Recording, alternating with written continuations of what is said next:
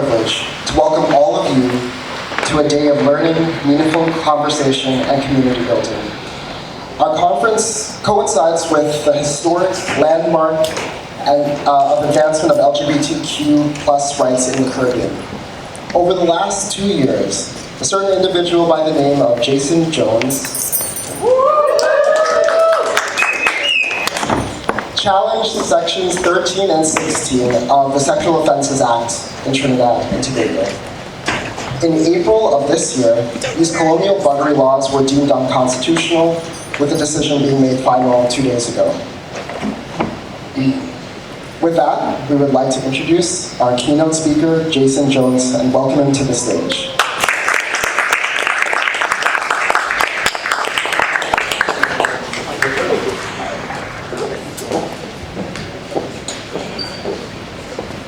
I'll hold it, it's fine. Thank you. Good morning, everybody. Good morning.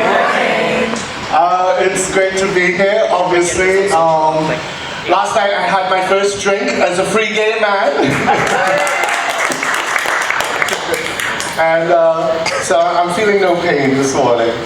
I just want to say a huge thank you to the Caribbean Equality Project for not only inviting me here to Toronto, but for supporting my work over the last 2 years. When they first heard about the challenge, they got in contact with me and said, wow, what is going on? One of the difficulties with the work that I do is because it's legal work, I had to keep a lot of my strategy secret, which left the community and other activists out of the loop. And a lot of people got the hump about that. But unfortunately, when you're dealing with courts, your strategy is one of the main parts of your legal challenge. And I think with my victory, it shows that my strategy worked. But in terms of coming here to speak to you today, when they said to me that the symposium was called Breaking Silences, it really resonated with me and the work that I've done for the last 30 years, because we have what we call a glass closet system in the Caribbean. So you can have the Peter Minchells and the Wayne Barclays and the other very famous LGBT people who everybody knows is gay, but they just will not come out publicly and say it. And unfortunately, not one single LGBT famous person in the Caribbean has come out in support of my case, which is indicative of how endemic the homophobia is, not just against us, but within us. So in preparing this keynote address, I thought, this year I celebrate 30 years as an activist. I first became involved with activism in 1988 in London, when Margaret Thatcher passed a draconian law against the LGBT community called Section 28. And since then, a lot has happened, and I'm going to tell you a bit about it now.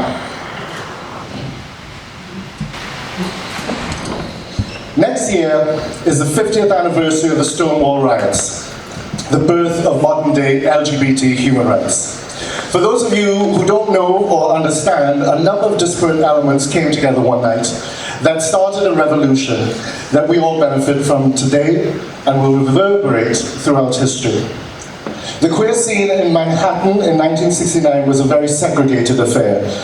The bars were very specific in the clientele that they supported. Leather in one bar, hustlers in another, twinks in another, elderly in another, QT, POC all had their own spaces, and there was little to no mixing. Kind of like Grindr then. The Stonewall Inn, located in Midtown, was at the bottom of the list of bars to go to. It was the Z-list of queerdom. It was a cheap joint with no airs and no graces. The night of June 28, 1969 was a hot, steamy, sweltering New York City summer evening, and Judy Garland died. Judy was the Lady Gaga of her time and publicly supported gay men, unheard of for that period. She also married 2 closeted gay men. When she died, tragically young and of an overdose, the Queens openly wept. So the Stonewall Inn that night of '69 got around and they started showing old Judy Garland films using an old projector and a white sheet tied up between 2 walls. And the other bars heard that this impromptu memorial was happening to Judy, and everybody trooped over to the Stonewall. And for one night, there was unity, where everybody joined in celebrating the life of this amazing woman. Well, in New York in those days, the gay bars were run by the mobsters, and they used to go to each bar every night to collect their protection money. Of course, this night, all the bars were empty, except for the Stonewall. So the mobsters called up their crooked cops and said, go and close down the Stonewall so that everybody else gets a piece of the business. Well, the police broke into the Stonewall Inn, grabbed the cans of film, and tried to exit the building, and got into an altercation with a certain drag queen. Well, you know, darlings, don't ever snatch a girl's wig. Not tonight, Satan, they said. Not in our grief, not our Judy, and certainly not my wig. No one knows for absolute certain who threw the first brick, but we all recognize that Marsha P. Johnson pretty much directed all the action for the following 6 nights of unrest in downtown Manhattan.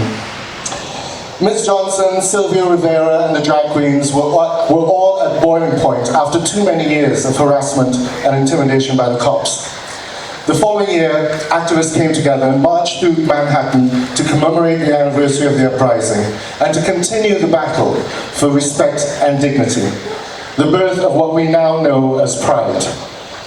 Equality was nowhere near on their list of demands. It took years and many marches before equality entered the LGBT vocabulary. Pride began as a riot and not a pretty parade.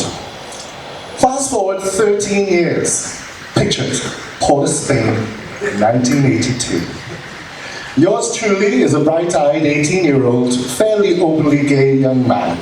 And I'm at Lowe's one night, a secret gay bar in Edward Street, downtown Port of Spain.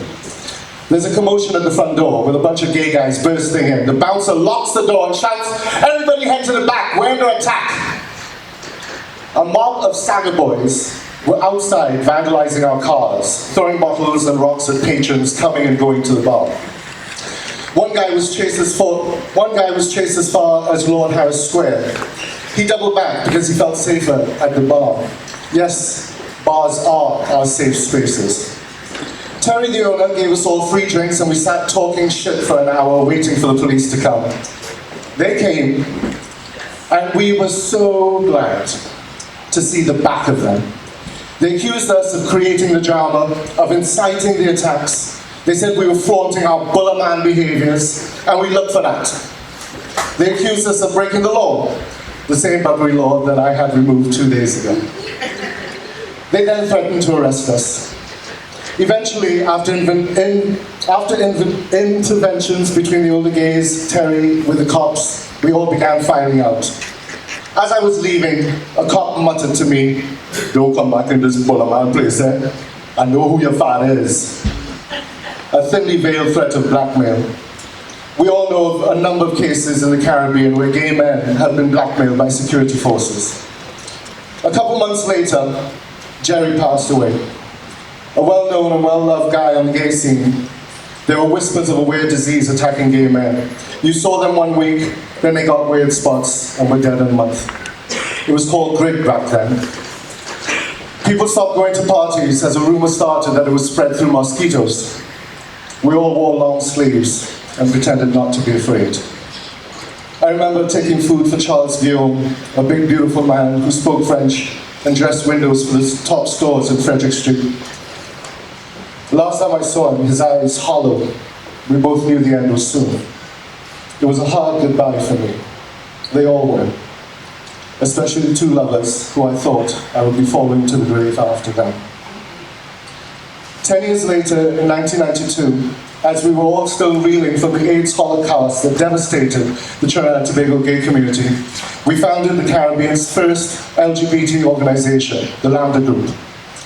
Unfortunately, that group fell apart quickly because over 50% of my fellow board members passed away from AIDS. In 1996, after my mother had just passed away, my then lover and I decided to move to London for a fresh start and a life free from homophobic hatred. As a Trini, he could stay for 2 years on the Young Person's Commonwealth visa, and I joined the board of the Stonewall Immigration Group, which is now known as the United Kingdom Lesbian and Gay Immigration Group. We were lobbying for relationships such as ours to be acknowledged and protected. My now ex-partner and I were one of 4 test cases at the UK Home Office, challenging the government for our equal rights to keep our families together in the United Kingdom, something that straight and married couples had benefited from. Our director at the time, Mark Watson, ran a brilliant campaign of advocacy, most notably forging a relationship with the Labour Party and the Shadow Minister of Immigration, who made a promise of changing the immigration regulations in our favour if they came into power. Well, the gay vote was very important to them and a key community for them to win the next general election.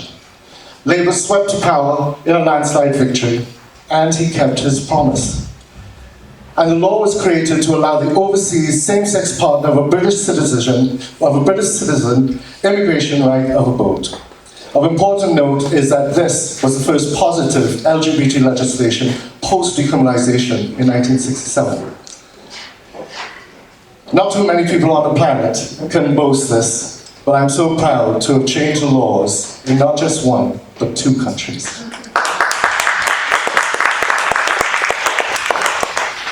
The victory in the United Kingdom would then lay the groundwork and prove to the UK government that LGBT people can and do form loving, long-term relationships.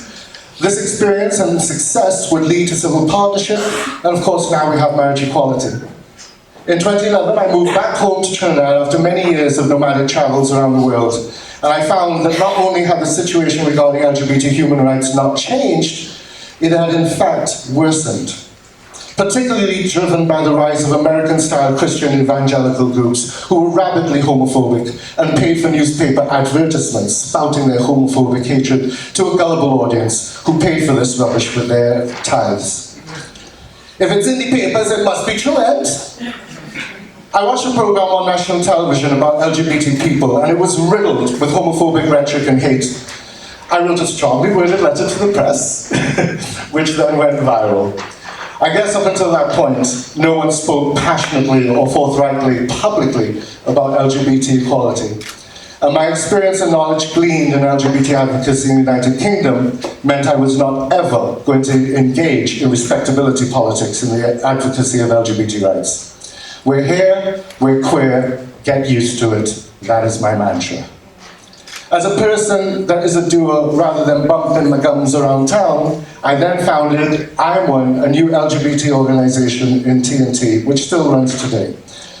I was executive director there for 3 years until, burnt out, I fled back to London to try and piece my shattered life and health back together. I hope in our discussions today we highlight the issues surrounding activism and activist burnout. When it comes to activism, why do we do it? How do we do it? Who polices it? How do we create new platforms and new players? And burnout. Listen folks, burnout is real and it is killing forward momentum of LGBT advocacy across the globe. It's a very serious issue and we're not doing enough to support our activists on the front line. In 2015, I was part of the team that programmed the first official LGBT components at the Commonwealth Heads of Government meeting in Malta. It was after that trip that I decided, firstly, that I would become a full-time LGBT human rights defender. Secondly, I was fed up of the stagnant advocacy happening and the respectability politics that had taken over LGBT advocacy around the world. I was going to throw some metaphorical bricks. So I took my country to court. So this brings me to the future and why we all gathered here today. Firstly, we must address diversity and inclusion. There are too many middle-class, cisgender, black men running things. We're not seeing enough women. We're not seeing enough trans women at our bargaining tables. We must also address this fallacy about unity in the movement. Unity is not a prerequisite for our success. I am absolutely thrilled that everyone is off doing different things in different ways. That's what should happen in a diverse community. Let me get on with what I am doing. And if there are places where our work intersects, then great, let's collaborate on that. But otherwise, I'm gonna do me. You do you, and let's get on with the work. We're all heading in the same direction, but we don't all need to be in the same vehicles. And guess what? Some of our vehicles break down, so it's good that there are other vehicles heading to our journey. Here's what common unity should look like. Please show each other the utmost respect. And please, can we just be kind to each other? Please show each other tolerance for our different approaches, practices, and projects. Why is it that when we disagree, we then go out of our way to malign and disparage each other? Those LGBT people working around the world who said that my case would fail and that I was really making a pappy show of advocacy have been proven incorrect. And this is what I talk about when I say be tolerant of other people's journeys. There is not one route to equality. I fly back to London tomorrow, and upon landing on Monday morning, I go straight to an event where I'm very kindly being honoured as one of the most influential LGBT founders in history. Yeah, I'm that old. But on Monday, when they interview me and they ask me what is my proudest accomplishment of the last 30 years, my response won't be about changing the laws in Great Britain. And it won't be about changing the laws in Trinidad and Tobago. It won't be the 4 LGBT organizations that I helped to create, 3 of which still thriving today. It won't be the awards or accolades I have been so honored to receive recently in recognition of my historic victory.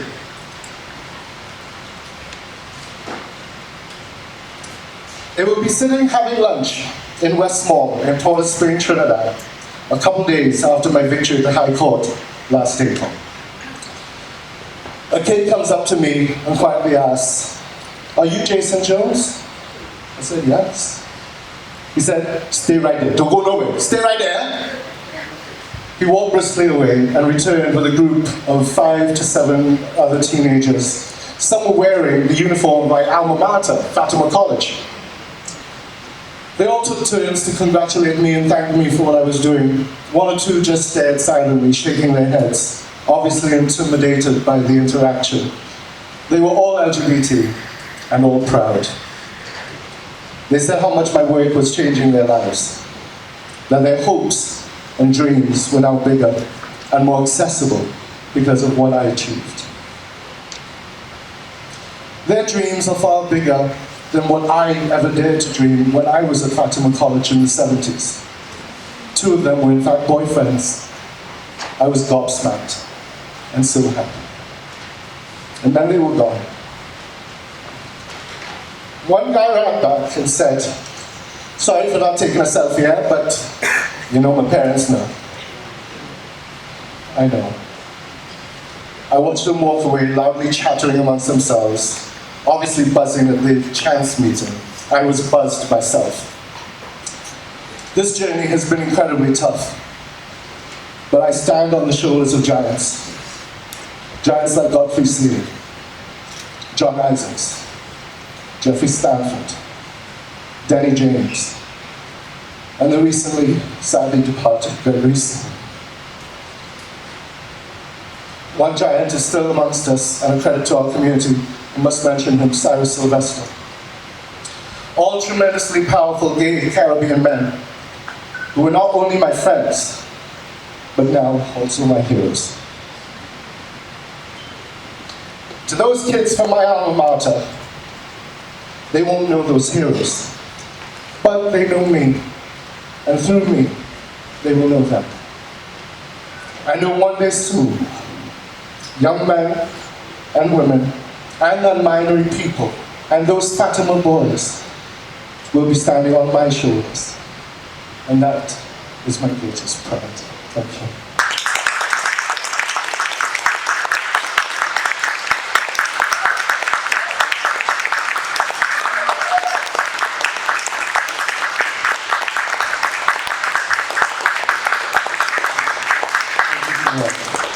So it's my pleasure to open the symposium. I'm looking forward to meeting all of you during the proceedings.